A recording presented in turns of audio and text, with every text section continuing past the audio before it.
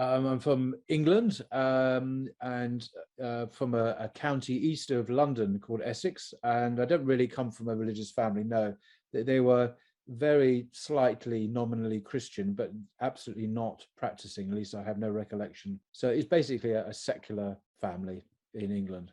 I became a born-again Christian when I was 23, I think it was, in my local Baptist church here in London. I moved to London in my teens and was atheist, basically. But I had a religious experience one morning, cycling back from a party, and I decided that meant I had to become a Christian, and I became a born-again Christian, in an evangelical conservative Christian. But what happened to me then was belief. Then I understood it very much as a gift from God. Belief in God was a gift from God. It's not something I had before, and I wasn't able to work up an enthusiasm for belief or to intensify my belief.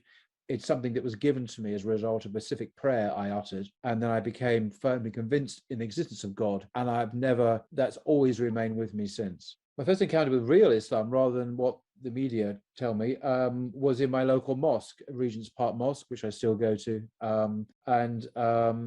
was quite an Islamophobe, and I basically wanted to find out what Islam really taught from Muslims. And so I was a Christian, and so I went to my mosque to talk to them, and I gave myself a couple of months, and I read the Quran in English and spoke to them, and that was my first real encounter with Muslims, and thus with authentic Islam. It was a couple of years later, after I suddenly realized that it sounds very naive now, but that really was something I had to learn, the basics, that Islam also possessed a spiritual tradition and a depth that Christianity also possessed, that I knew about. I knew about the great spiritual writers, both St. Augustine, or the great classics like Thomas à Kempis' Imitation of Christ, or The Cloud of Unknowing. These extraordinary works of spirituality. And then I discovered that there were parallel depths in Islam. And that shook me a bit, because I realized then that maybe God had bestowed his grace and his guidance and his love on people other than Christians. Because clearly, and it wasn't just that it had a profound spiritual tradition, but it was very similar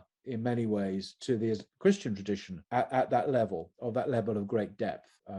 So yeah, that's when I realized that there was an option, that Christianity wasn't the only religion in town, if you like, that had a profound spiritual truth at its heart. So once I discovered this great spiritual depth, then I was presented with a dilemma. What do I do with this knowledge? So ultimately, I did accept Islam, and I went to the Imam's office in Regent's Park with some friends and formally said the Shahada. And it was very nice, but it wasn't like a born again experience. I'd already accepted the truths of Islam before that. So initially, the key figure, writer, British Muslim intellectual who had a huge influence on me was a chap called Guy Eaton, and he just died a few years ago. He was from the English aristocracy. He was a brilliant writer. He was a master of the English language, and he wrote a famous book called Islam and the Destiny of Man. And this book has been responsible for the conversion of many English people, particularly middle-class English people, or like that.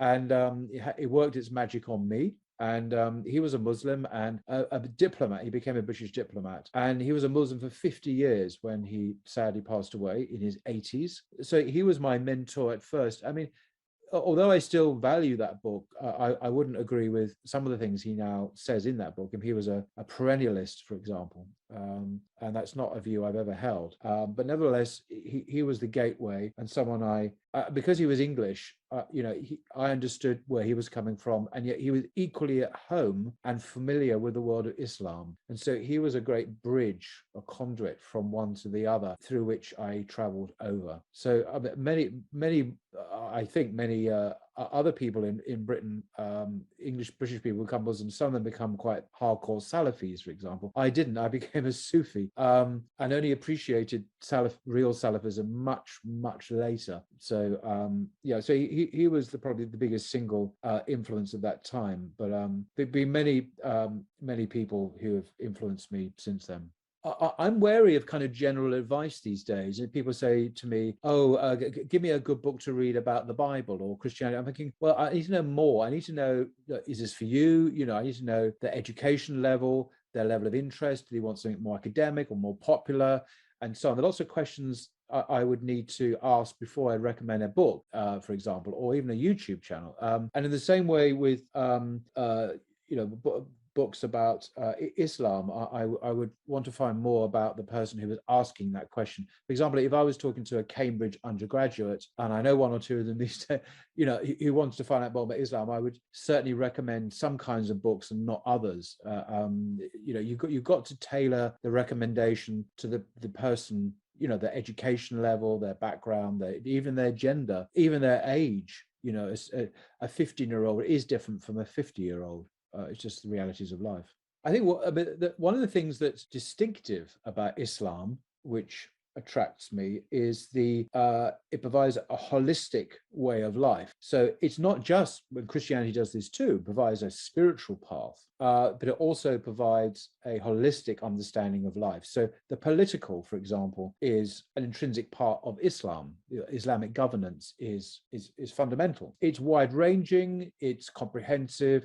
There is no secular space in Islam. It's all through and through the same thing. And I like that. It's such a wonderful contrast to the secular Western hegemony. And I think that's one of the probably the unique things about Islam these days. It didn't always used to be unique.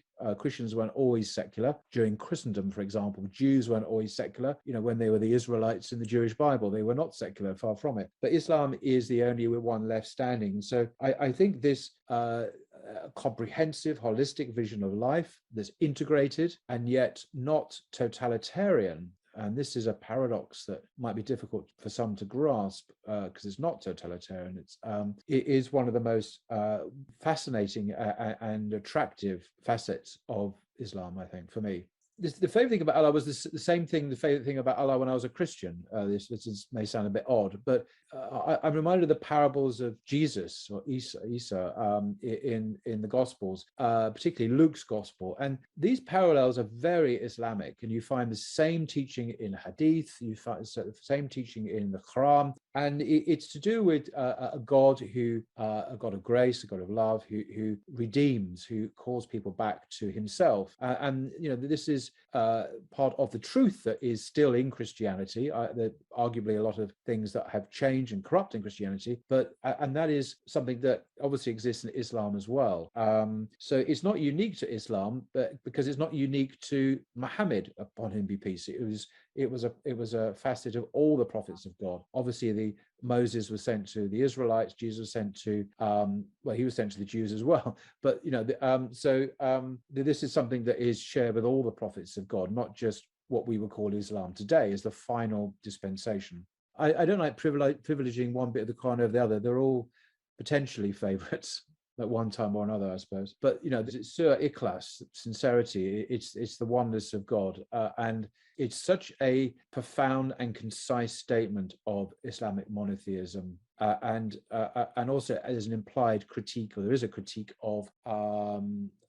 It's been shown by many scholars, a critique there of some of the Christian creeds as well, and it's just a beautifully succinct summary of Aqidah of the Muslim belief, and it's also very beautiful in Arabic as well. So it's not just a dry old bit of theology. It's beautifully expressed, very, very, very concise in Arabic, and I think there's a hadith that says it's equal to the third of the Quran or something.